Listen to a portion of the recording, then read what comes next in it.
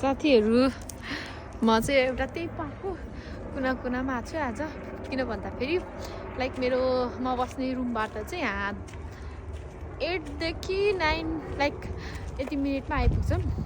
त्यही भएर अझ यता ठुलो रहेछ कि एक दिनमा गएर नभ्याउने रहेछ त्यही भएर 2 दिन लाग्यो मलाई घुम्न चाहिँ आउनुहोस् म देखाउँछु तपाईहरुलाई हेर्न सक्नुहुन्छ नेपाल त होइन तर अलिअलि नेपाल जस्तै हरियालीहरू पनि रहेछ है न्युजिल्यान्डमा चाहिँ यस्तो सनसेट यस्तो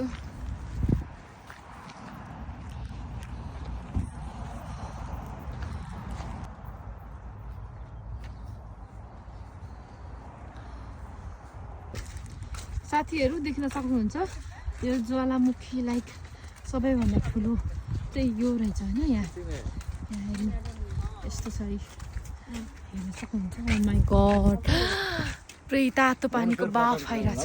ओ नो हेर्न सक्नुहुन्छ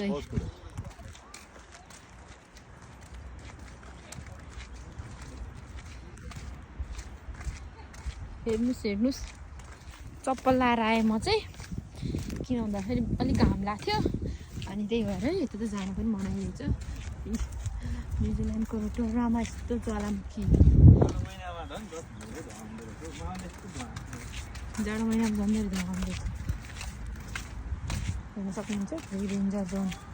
हुन जानु भनेर यस्तो पनि लगाउनु भएको बाघको साथीहरु हेर्न सक्नुहुन्छ यो चाहिँ ट्याक्क हो है